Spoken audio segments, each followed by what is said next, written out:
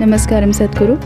मैं जीवन में बहुत सी चीज़ें करना चाहती हूँ, पर मैं आलसी हूँ। मैं कैसे इस आलस से छुटकारा पाकर हमेशा प्रेरित रहूँ?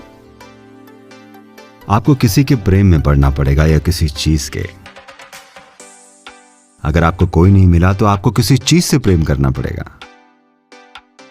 कोई चीज जो आपके लिए कुछ मायने रखती हो, तब आप सुबह उठेंगे। कुछ भी आपके लिए कुछ मायने नहीं रखता तो सुबह उठने की वजह क्या होगी? प्रेम कैसे हो? जब पहली बार शिव योग सिखाना चाहते थे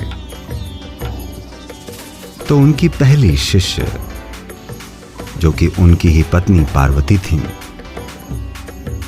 वो बहुत उत्सुक थीं उस परम ज्ञान तक पहुंचने के रास्ते को जानने के लिए, क्योंकि वो शिव को एक अद्भुत जीव के रूप में देखती थीं और वो उनकी ही तरह बनना चाहती थी। उन्होंने पूछा, कैसे? मैं कुछ भी करने के लिए तैयार हूं।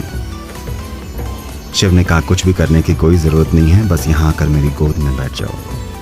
उनको थोड़ी हिचक हुई, क्योंकि वो नहीं चाहती थी उन्हें पुचकारा जाए। मैं उस परम ज्ञान को प्राप्त होना चाहती हूं।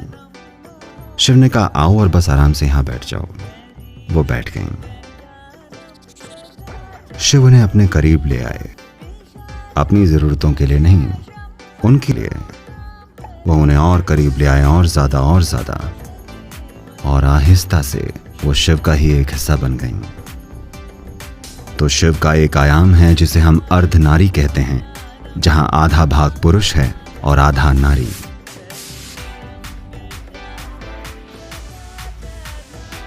ये तस्वीरें आपको ये बता रही हैं कि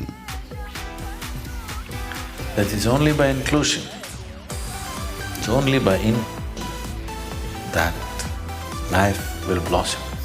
समावेश से ही, सिर्फ अपने में शामिल करने से ही ये जीवन खिलेगा। अगर आपको किसी चीज को खुद में शामिल करना है तो आप में खाली जगह होनी चाहिए, है ना? अगर मुझे किसी को खुद का एक हिस्सा बनाना है तो मुझे खुद में से आधा भाग बाहर फेंकना होगा, सिर्फ तभी। इसीलिए अंग्रेजी में इसे फॉलिंग इन लव कहते हैं, प्रेम में उठना नहीं। ठीक है, प्रेम में खड़े होना नहीं, ऊपर चढ़ना नहीं। फॉलिंग इन लव यानी आप प्रेम में गिरते हैं, क्योंकि आप जो हैं उसमें से कुछ हिस्से को गिरना होता है। सिर्फ तभी किसी के लिए या किसी चीज के लिए वहां जगह होगी। अगर आपका सब कुछ ढह जाए तो इसमें अपार जगह होगी। आप सारी की सारी सृष्टि को खुद में शामिल कर सकते हैं। नहीं तो कम से कम अगर आपका कुछ हिस्सा चला जाए तो आप एक और इंसान या सृष्टि के किसी एक और पहलू से प्रेम कर सकते हैं। तो हम आपको खुद को खाली करने के तरीके सिखा सकते हैं। अगर आप में से एक हिस्सा गिर जाए तो वो खाली जगह किसी और चीज द्वारा ले ली जाएगी, और वो चीज जो आप नहीं हैं, जब वो आपका एक हिस्सा बन जाती है, जब आप उसे खुद के एक हिस्से के रूप में अनुभव करने लग जाते हैं, तो वो आपको प्रज्वलित कर देगी। क्योंकि अभी आप जिसे आप मैं समझते हैं वो आप हैं ही नहीं। वो बस विचारों, भावनाओं और पूर्व धारणाओं का एक गट्ठर है ना? वो आप नहीं हैं।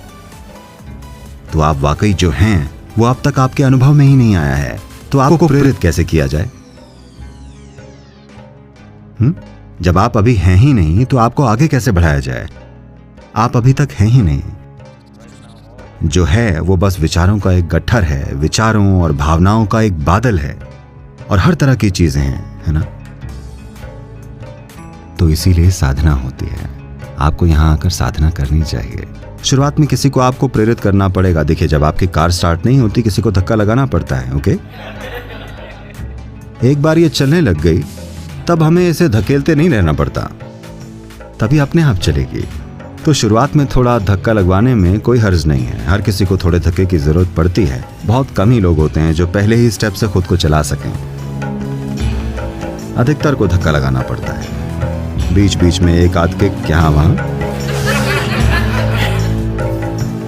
बाकी वो कर लेंगे।